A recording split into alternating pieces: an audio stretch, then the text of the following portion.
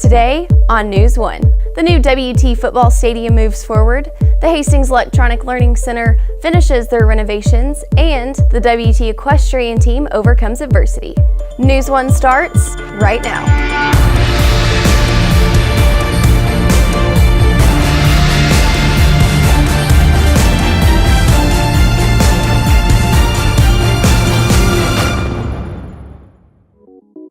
WT's new stadium has been on hold recently. News 1 spoke with the university. In March of 2016, the WT student body voted in favor of funding a new on-campus football stadium. Now, almost a year later, WT has reached an agreement with Canyon ISD on Kimbrough Stadium. The director of athletics, Michael McBroom, shares his insight. The university will transfer ownership of Kimbrough to Canyon ISD so that they will continue to use Kimbrough for their high school football games. Kimbrough will be the home for Canyon ISD, and that clears the way for us to go ahead and move forward with our on-campus football stadium that the students approved in March of 16. My understanding is the RFP for the general contractor and architects are out on the street now, and so that process has begun through the A&M system, and the timeline that I've seen is the first phase of construction will begin at the end of 2017. Landry Morin shares how the student body will continue to be involved in the stadium construction process. There will be specific people from student government who get to sit on committees and other things like that, where they'll have input on what the new stadium, like what all is going into the new stadium and everything that will be happening with it. And so there will be a lot of student voice, and it'll come from people who are in student government. As developments continue, be sure and be on the lookout for new construction on campus. With WTTV News 1, I'm Reese McKillop. The success of small businesses in the area are helping to improve Canyon's economy. Reporter Francesca Morales has more. With the increasing popularity of jobs, the economy of Canyon is also growing. With the community expanding, it allows for small businesses to begin to develop. We work in a lot of different ways. We do lease subsidies, so if a new business wants to come into the community, for 3 years we can help them with a percentage of their lease, and that helps them get their business established. We do that. We do facade improvements and building improvements for property owners, and we do that all over Canyon. It's not just limited to the square. Since 2002, Canyon began with a very low amount of established businesses, but throughout time has been able to expand. For the past 17 years, HR's Flowers and Gifts is an example of the small local business that has helped flourish the economy in Canyon. It just fluctuates. It's hard to say. Since I bought it 16 years ago, I've really increased the business a lot. I come in every day, and it's something different. It just goes up and down every year. Even though Canyon is a small town, it provides many opportunities to help small businesses grow strong. These businesses can also build a relationship with Canyon Economic Development Corporation, which shares a close relationship with the West Texas A&M Small Business Development Center. For more information, please contact Evelyn Ecker at 806-656-6835 or at eecker@canyontx.com. For WTTV News 1, I'm Francisca Morales.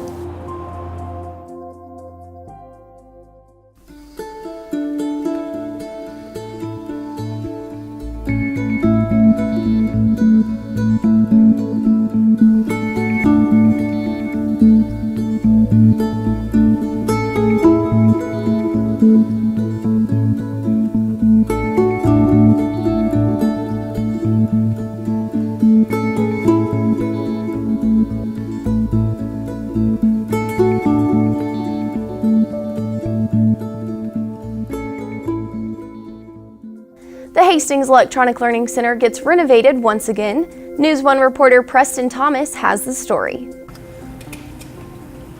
The HELC, located beneath the library, provides students with access to computers, printing services, and technical support. Recently, a number of changes have been rolled out to improve upon the lab. The last few months have been exciting. We have upgraded our carpet and our tile and in the entryways. We've painted throughout the building, and so it looks really different. Those cosmetic changes make a big difference. New printers have been installed, as well as eco-friendly water fountains that allow students to easily refill their own bottles. The staff that works in here works really hard to make sure the students have a good experience when they come to the Helk to get things done.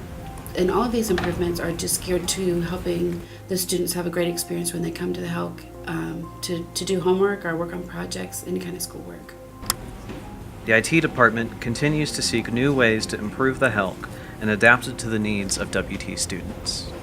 I think that it's really a goal of everybody that works at IT for the students to be able to have their technology needs met when they come to the Helk, and we really work hard to solve problems in real time, everything from password resets and those kinds of things to software issues or just being able to get something to print correctly. For WTTV News 1, this is Preston Thomas.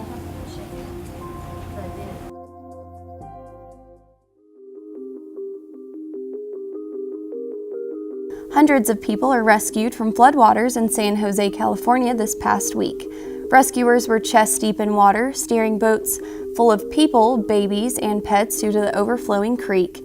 The area, a once drought-stricken region, has now had an abundance of hard, continuous rain. More than 225 people have been affected by this flooding, and at least 4 people have died. A federal judge ruled this past week that Texas can't cut off Medicaid dollars due to Planned Parenthood. Due to the secretly recorded video taken by an anti-abortion activist in 2015, efforts have been made across the United States to defund Planned Parenthood. They serve only a fraction of the 4.3 million people enrolled in Medicaid in Texas, but Sparks said he was not convinced that its clients would have issues finding new providers. The Agriculture and Science Building is still under construction. Edward Santos has the update. West Texas A&M University plans to add more ag majors by July of 2018. Dr. Lance Keith, Department Head of Agriculture Science, talks about the new agriculture building and its purpose. The ag building is designed to be a campus plus community-friendly building. This building, as mentioned earlier, will be academics. We'll do our teaching, undergraduate, graduate, and PhD instruction in the building. We also have the meats lab. We have arenas. We have what's called a livestock pavilion that has a wet lab, which a wet lab is the ability to bring animals in and do necropsies and or bring live animal in for evaluation. It's set up to conduct research projects that our scientists and faculty members will do. It's also set up to do service activities. We're building this building to accommodate the 21st century student that comes here, so electronics, using technology in the building is going to be very important to us. It's also set up to do service activities for outside groups. We have many venues such as the covered arena, the pavilion as previously mentioned, to host conventions, to host outside trainings. Greg Waddell, Superintendent for Wells Building, says that the new agriculture building will influence WT's acceptance rate, increase the school's growth, and increase the City of Canyon's revenue as a whole. West Texas A&M's new agriculture building is expected to be completed and open for classes on July of 2018. With WTTV News 1, I'm Edward Santos. WT's equestrian team have faced challenges and adversity this season. Desiree Chambers has the details. Callie Berg started horseback riding when she was 7 years old in Conifer, Colorado.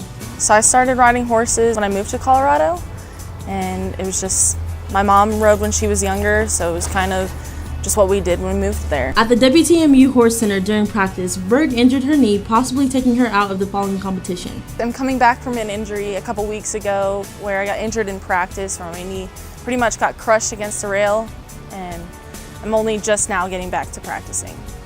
It was painful, but I know I had my team's support to keep me riding. Fighting through the pain, she still competed and was surprised by her results and won her division.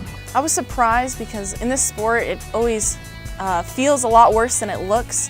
So when I was out there, I felt like my leg was swinging and my heels down, which is a big part of body control and your equitation. When I won, I was very, very, very surprised.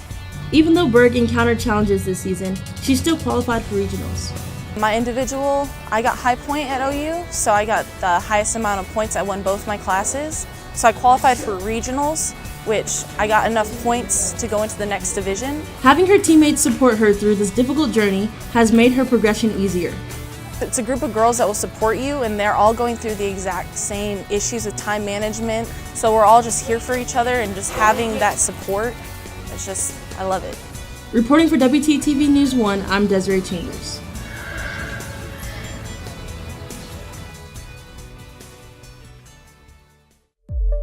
That's News 1 today. For WTTV News 1, I'm Shayna Delakis. Have a good week.